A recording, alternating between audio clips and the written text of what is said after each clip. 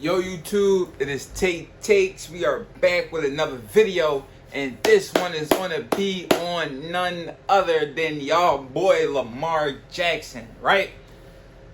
I've spoken on this a couple times. I'm going to speak on it again. In the last video I put out about Lamar, I had a lot of guys in my comment section giving me the business, right?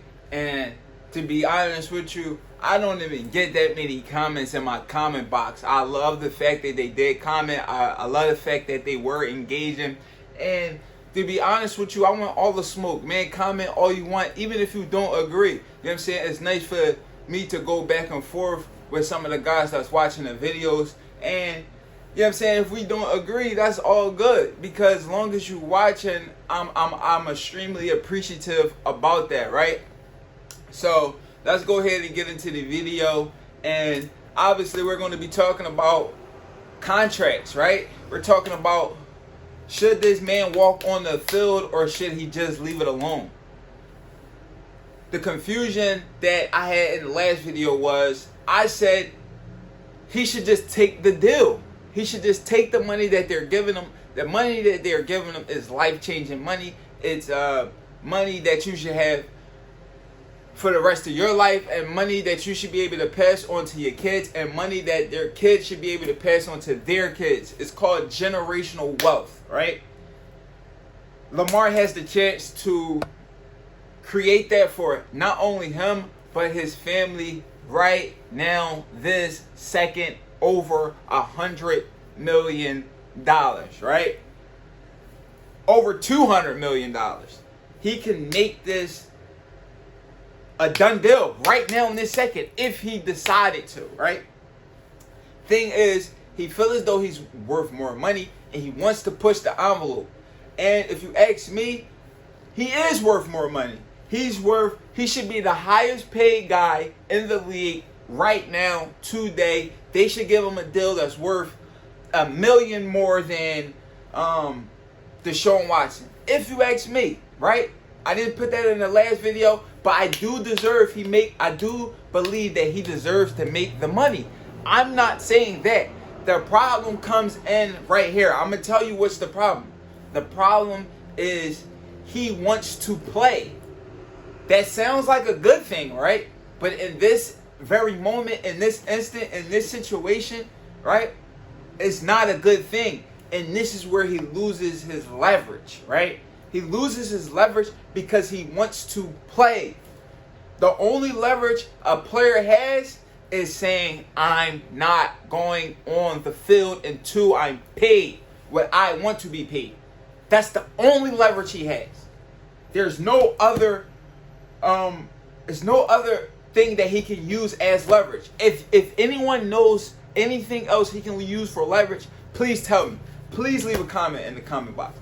Please leave a comment in the comment box and tell me a way that he has leverage and a way that he can go into negotiations with the Baltimore Ravens and sit down and tell them the reason why he should be getting paid this money and what's going to make him get to the point where they're going to say, okay, let's sign this deal. You got us. We don't have another out, right?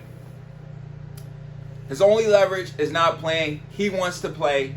But if he walks on that field and he gets hurt, that's why I said sign the deal. Everybody gave me a lot of slack about that on the last video. That's why I said sign the deal. If you're walking back on that field, you cannot walk on that field without having a deal done. That's the problem. If you're not gonna sign a deal, then don't step on the field. Wait until next year. Wait until the contract is up, right? You say you got neck problems. You say you got back problems, whatever the case may be. You say you got some health problems. That's why you can't step on the field. Boom, bada buying. They still got to pay you your money. You make all of the bread that you're entitled to, that you signed for this year. And then next year, right, you go to another team. Because if you go to another team, they're damn sure going to give you the money. And you're going to end up making more money than you would sign for right now for the Ravens. So if that's really the interest, is trying to push the envelope and continue to jump the next guy who just signed the biggest deal, then wait till next year. Sit your ass down. Don't play. Right? But he wants to play. Lamar Jackson wants to play. And I have no problem with that. But if you want to play, take that money. Take that money. Take that money, boy. You got to. Like, how can you put that, like, it's to me, it's selfish. It's selfish. Because how could you put you and your family in a situation where you're so vulnerable and it's such a high risk for a minimum reward? The reward is going to be a couple millions. Granted, millions is millions, right? And if you're making 150 million or let's just say 200 and you want 250, the bottom line is you're going to have peace of mind regardless.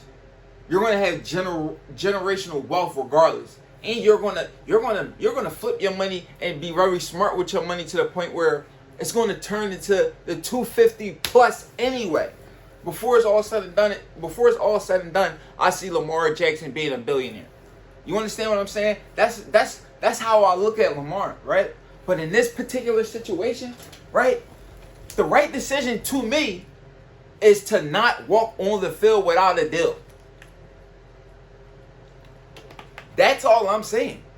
That's all I'm saying.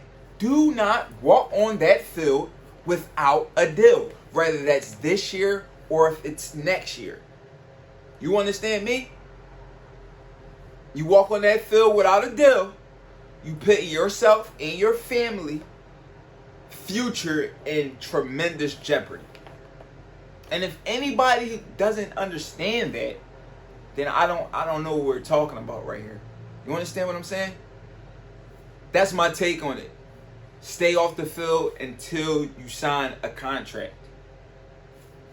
Get in the comment box, subscribe, give me a like, please. It's Tate Takes. We out of here. Let's get it.